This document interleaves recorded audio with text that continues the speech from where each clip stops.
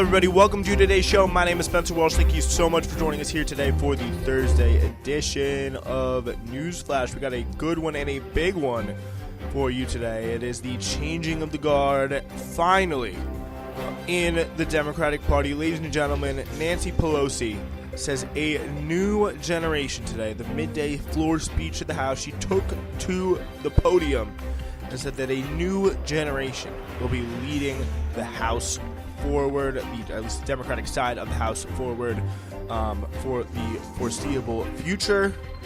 Also, the first woman to hold the speakership, Faith Chambers Democrats, said she would not leave Congress, but again, not stay in that speakership role.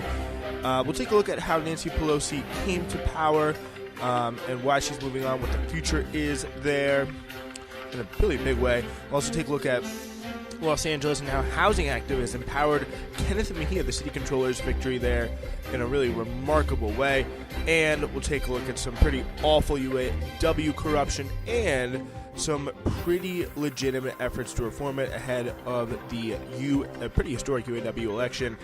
And it's just really just some of the real, to call these people pigs, to call these people animals would be an understatement. To pigs and, animals who actually, understand the concepts of looking out for one another and selflessness and just being a good person or, soul on this earth, rather than, I think, these people looking at some of these articles. Just the trust that was placed in these people that was just violated is really, really remarkable. We're getting into it.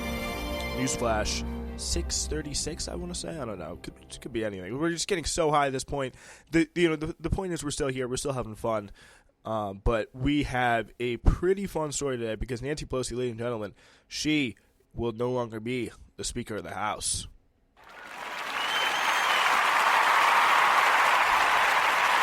Well, not only will she no longer be the Speaker of the House, I should say, she will no longer be the Democratic leader. She's going to be not going to be the Speaker of the House as a function of now Kevin McCarthy, the Republican, is going to be the Speaker of the House. And yes, I would still say, for all the people out there who are on the the various different sides of this debate and are probably sitting there yelling at me, with one side or another on whatever happens right now, it's just going to be.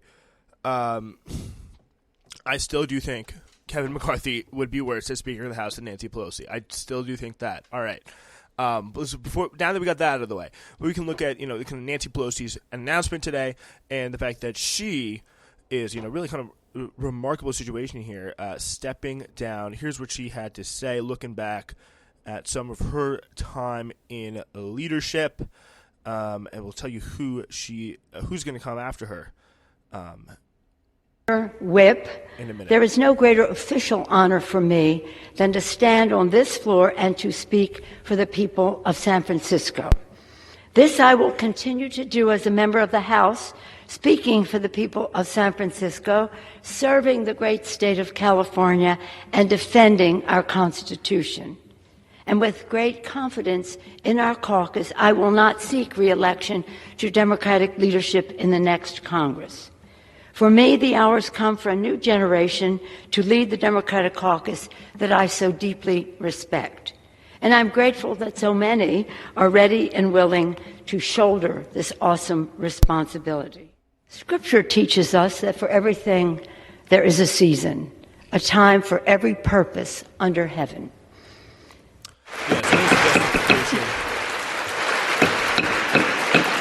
The House will be in order.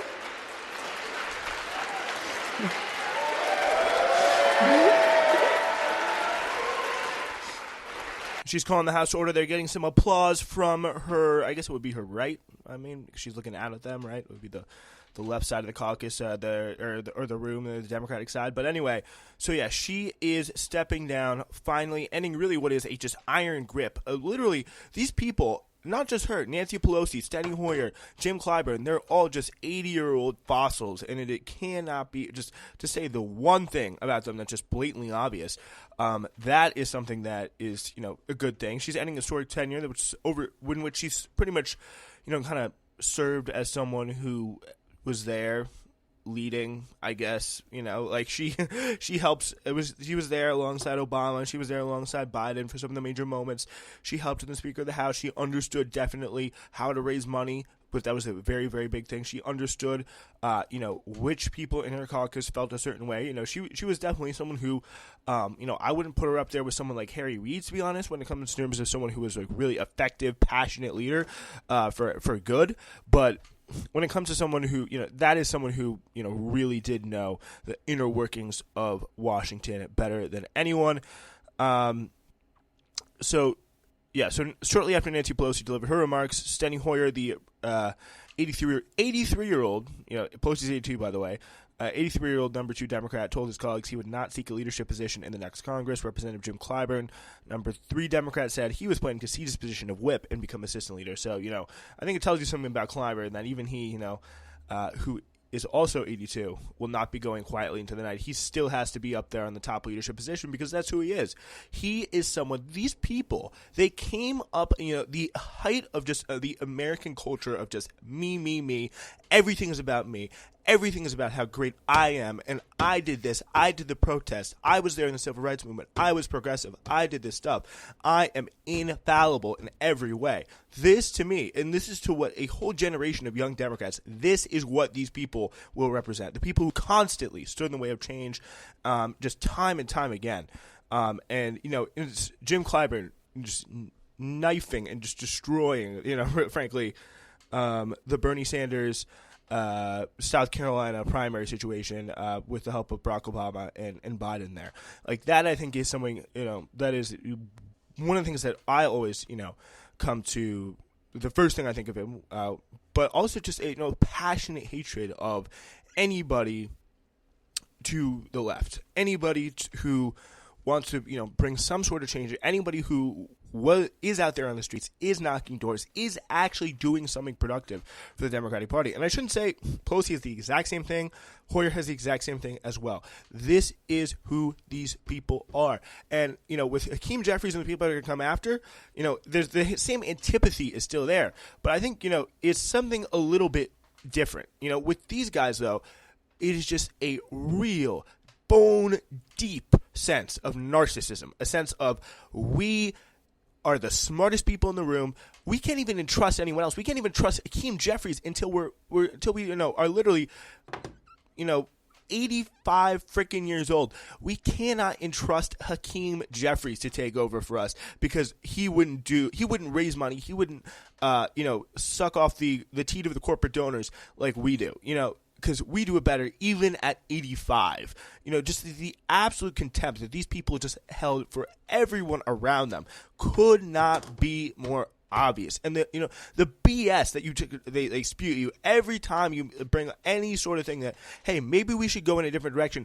Maybe the fact that you're 82 years old should be a sign that your leadership is just utterly ineffective in any level, on a political level, on an ideological level.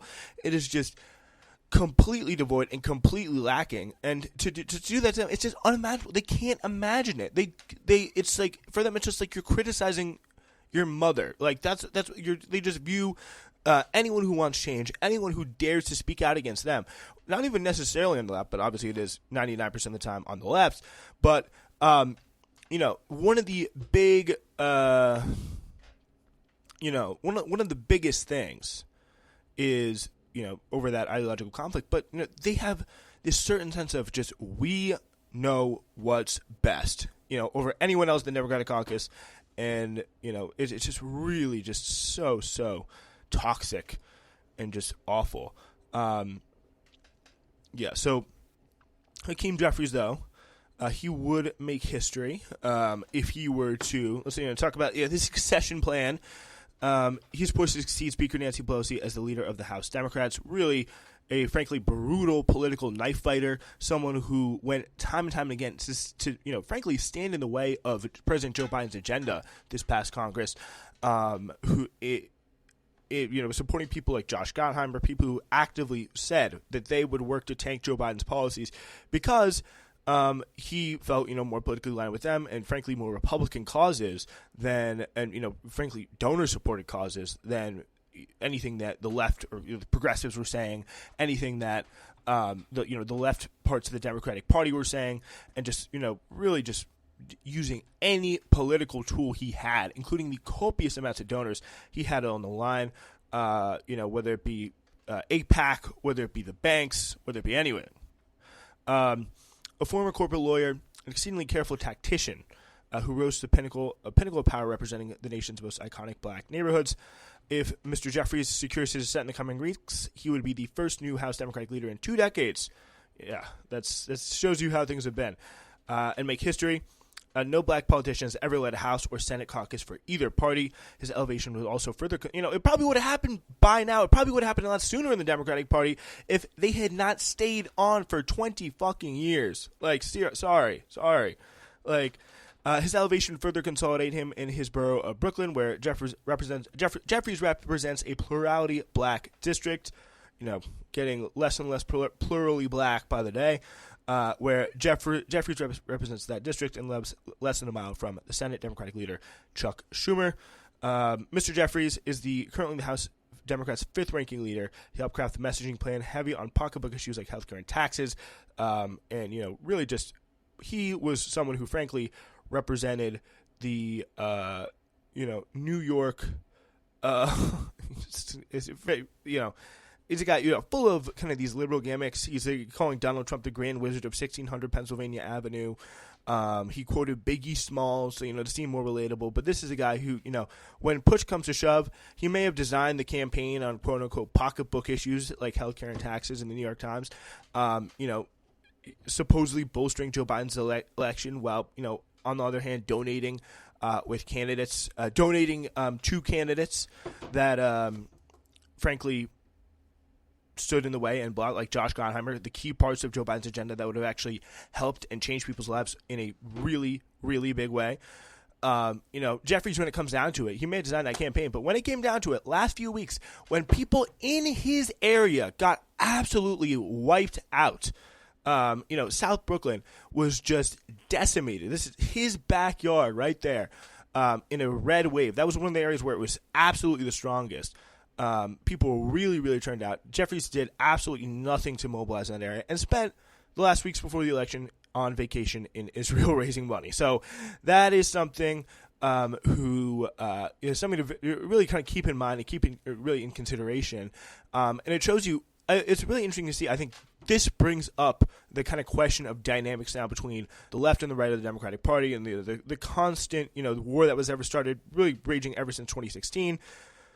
But first, we can get into that in a second. But the daughter of let's get into a little bit here.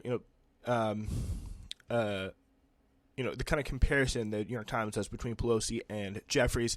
The daughter of a congressman and former mayor, she commands vast personal wealth and came to embody the progressive social politics of her adopted hometown, San Francisco, in stilettos, which is frankly only really a myth based on Republican, attack ads. She never really came out, I think, very boldly or strongly on anything ahead of the curb.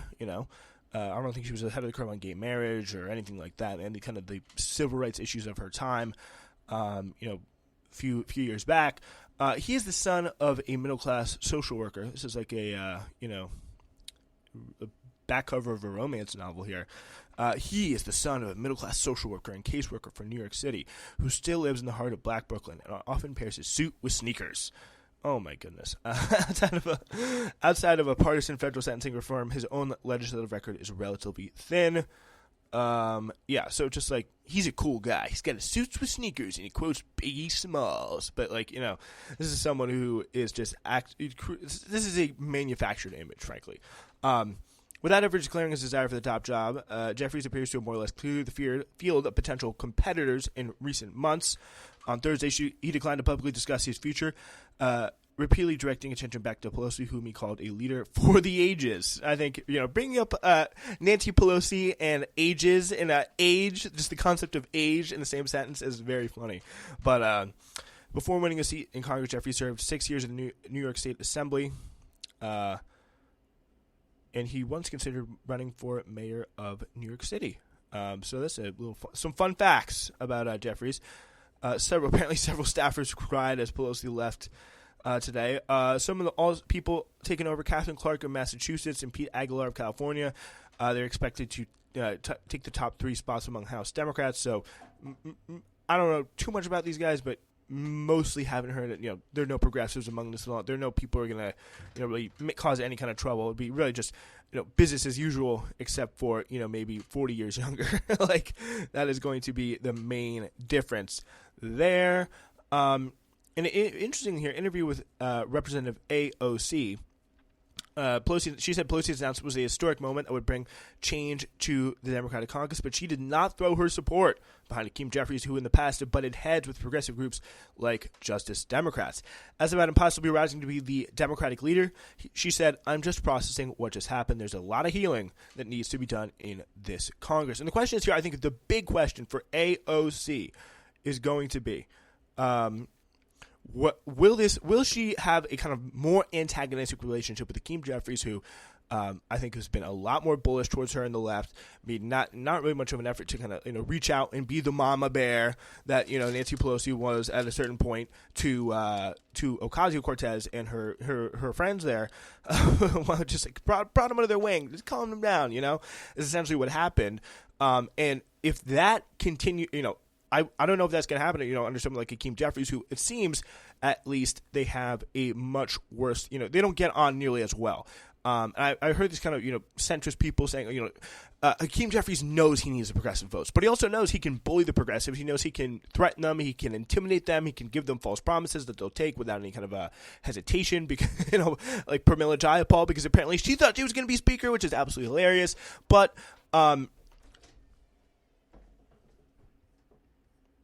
yeah, this is a guy who he's talking to Edward Isaac Dover a few months back, and a direct quote: "I am a black progressive Democrat concerned with addressing racial and social and economic injustice with the fierce urgency of now." When you talk like that, stuff's gonna happen right away. It's gonna get real serious. "There will never be a moment when I bend the knee to hard left democratic socialism." So there you have it, hardcore.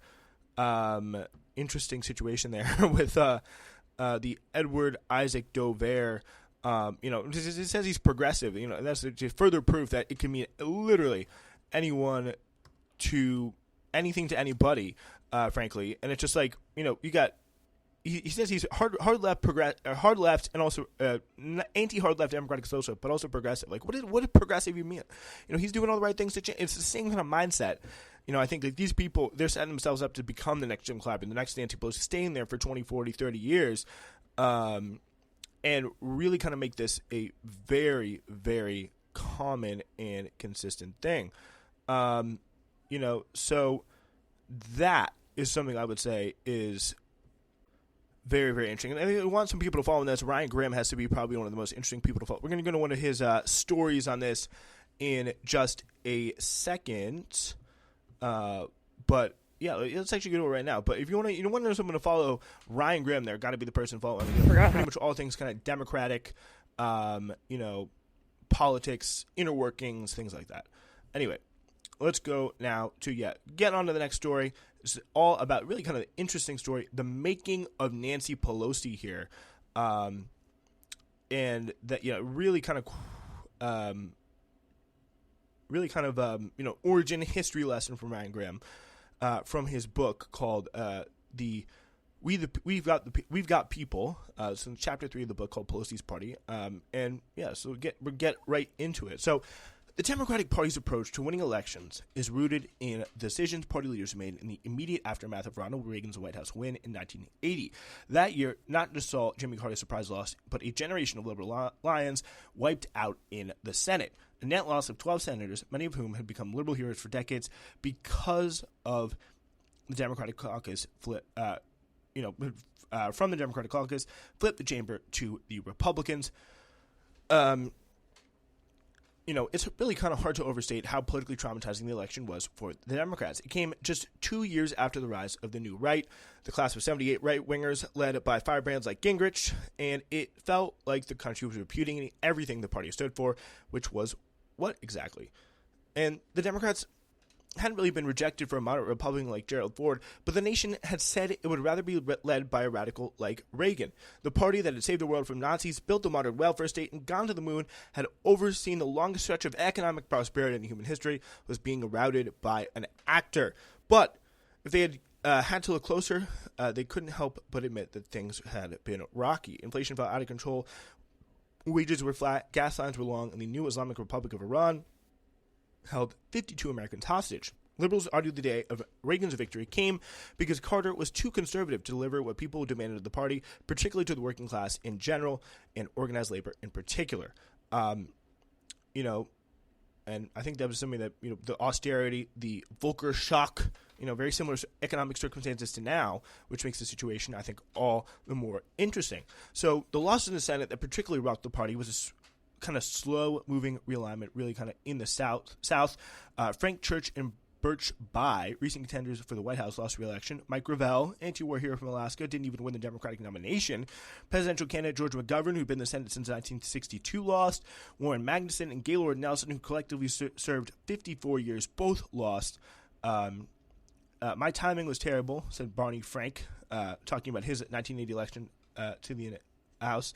I arrived at the party just when the curfew went into effect, and I think that is a really interesting way of putting it. Not just the fact that all these people are leaving, but really foreclosing the possibility of continuing that New Deal consensus. The new the government should be a force for making people's lives better and be actually pushing the kind of expansive nature of its really social welfare state as a center of democratic policy, and any sort of, by the way, responsiveness to organized labor, any sort of connection with organized labor would start to be severed, or really already be quite severed, frankly, by this time. It wasn't just liberals who got wrecked. In North Carolina, Georgia, and Florida, Democratic incumbents, some populist, some conservative, either lost their primary or the general election. Democrats sifting through the package could pick and choose data points to fit whatever analysis they wanted to make. On the other hand, longtime liberal champions have been massively outspent, with Republicans deploying big money in negative television and advertising for the first time on a massive scale. On the other hand, Southern conservatives have been wiped out too, so maybe the problem wasn't that the party was too liberal. But wait, Democratic senators in Kentucky, Arkansas, South Carolina, Missouri, and Louisiana had won re-election, so maybe the party was too liberal. And then there was the House, where Republicans picked up 35 seats, more than the Democrats would subsequently flip in their waves year of 2006. But the Southern wall was too high, and the wave crashed back to the sea. Democrats came into 1981 still in control of the House, and they'd be there, I think, to the late 90s. They had some 40-year unbroken control of the House. Not a lot of people, I think, realize that. Democrats were so confident they'd never lose the House, the losses were easy to ignore. John Lawrence arrived in Washington as a congressional aide in 1974, washed in by the Watergate wave. After serving as Nancy Pelosi's longtime chief of staff, he authored the book on the class of 74. As he noted, the Republicans took 10 years to get back to the House to where they were after the losses of 74, which still put him a long way from the majority. That masqueraded the realignments that were occurring in the electorate and the rise of really strong conservative cultural, financial, grassroots organizations that made the conservative movement much more formidable, but not necessarily any more visible electoral kind of way. The party had no fear and no drive. There was still a sense, even after the Reagan election, even after the Senate went Republican and the majority in the House was secure, if they had a longer view. He said, they would have seen that they needed to be a lot more tactical than they were. The result was an institutional weakness in terms of building and maintaining a kind of political apparatus in the states and the districts. So, the reason why they got those big majorities, obviously, was because they were able to do that. They were able to build such strong power in, local power all throughout the country and, really build a political machine. The House majority was constructed with Southerners who were Democrats in name only, a term that's overused today, but held real meaning then. Representative Richard Shelby, for instance, won re-election in Alabama as a Democrat with 73% of the vote.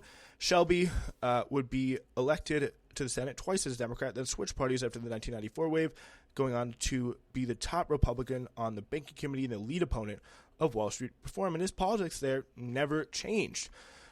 Reagan was able to ram through to really kind of a split caucus.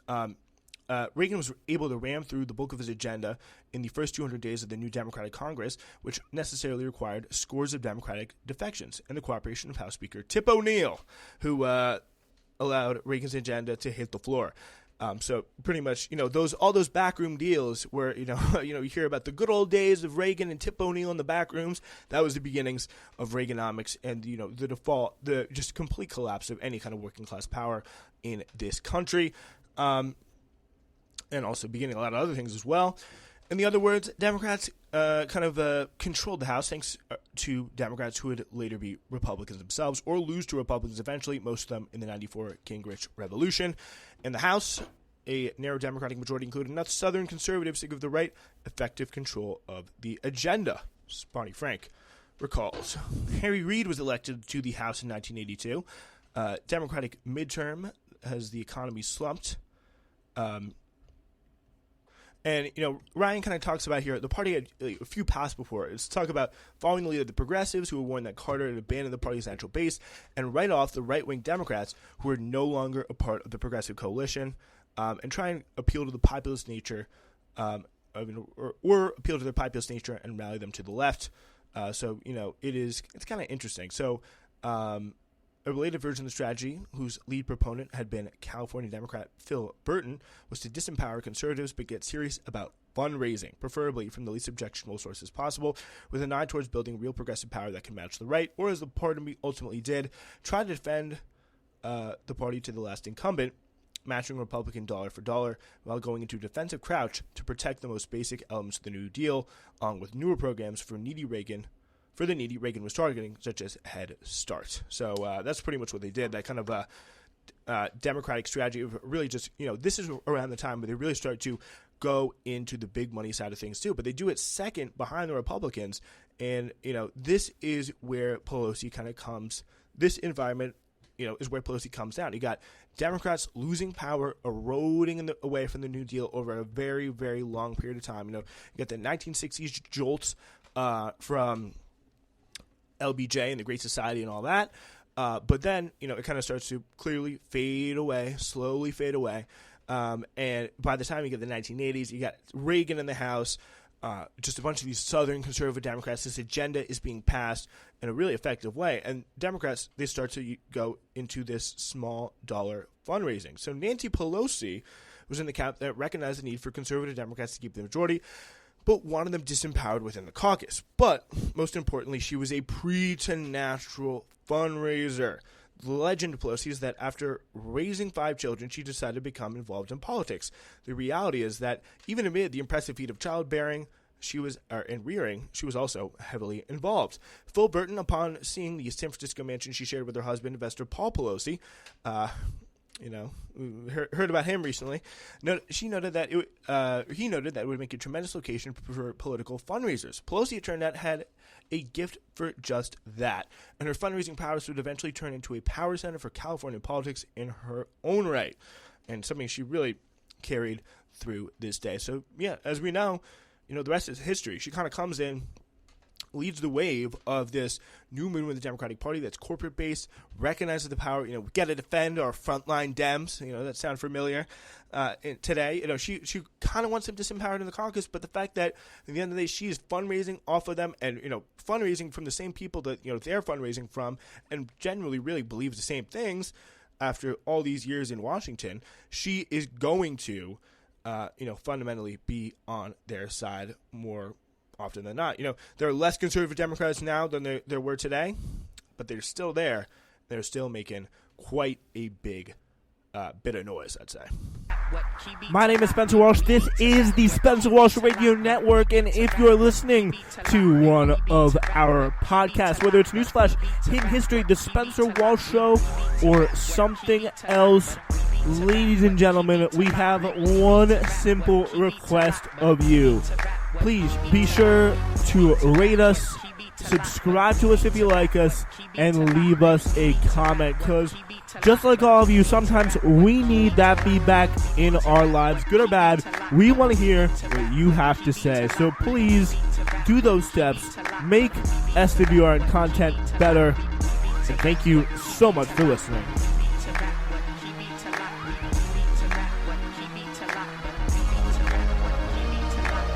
We're moving on to our next story today, and it's a really interesting one here about Kenneth Mejia. So, on election night last week, as it became clear that Kenneth Mejia, the 32-year-old activist and accountant, had been elected the city's controller in a landslide, his campaign manager, Jane Wynn,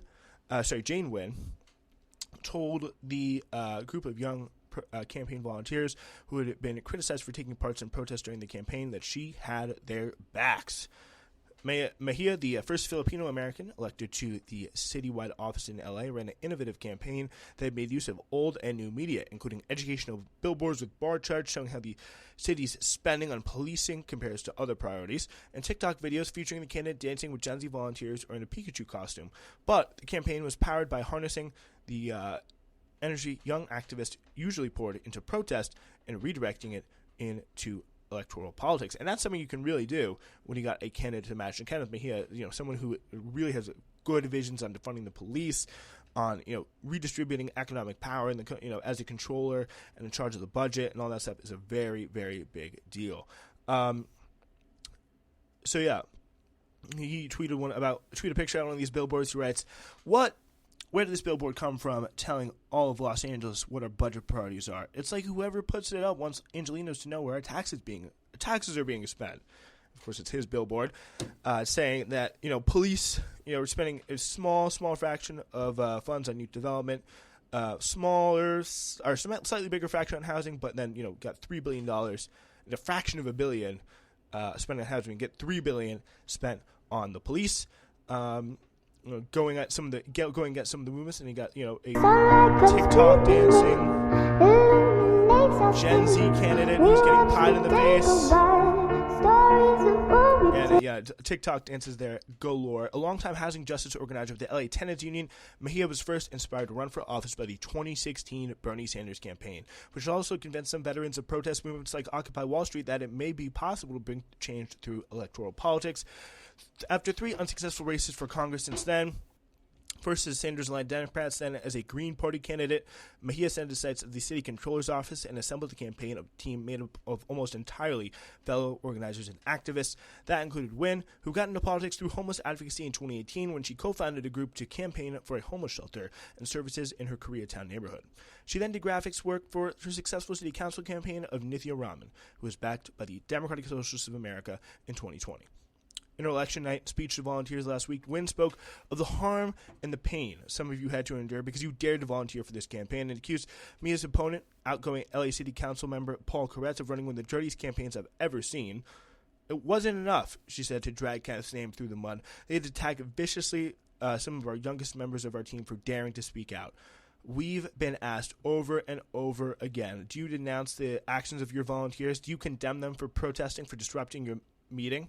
And I think, it was Kenneth Mejia's, so what they did, these protesters on Kenneth Mejia's team, they went to the LA City Council meeting where they, just in the wake of those really racist comments that we talked about a few weeks back, and disrupted it. They were the people there, the activists there, really standing up and not letting the really, frankly, awful shit that was said go unpunished, and reminding people what was said and not letting the council continue until it was dealt with.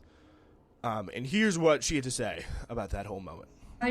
Some of the harm and the pain that some of you have had to endure because you dared to volunteer for this campaign. Our opponent has ran one of the dirtiest campaigns I've ever seen. And it's not enough just to drag Kenneth's name through the mud. They had to viciously attack some of the youngest members of our team for daring to speak out. And we've been asked over and over again, do you denounce the actions of your volunteers? Do you condemn them for protesting, for disrupting a meeting? Here's what I have to say about that.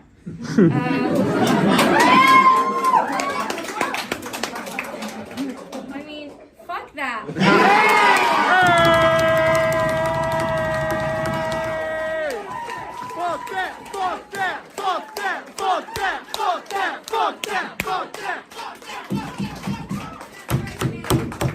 We will never apologize for confronting and challenging power. That's right.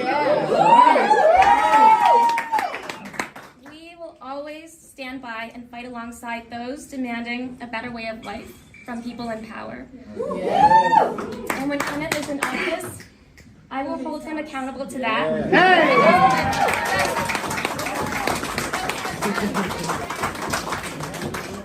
I'm going to bring Kenneth back up again because I don't know if everyone knows, but yesterday was his birthday. 26 years old. Hey, we have to sing him happy birthday. Yeah, we do.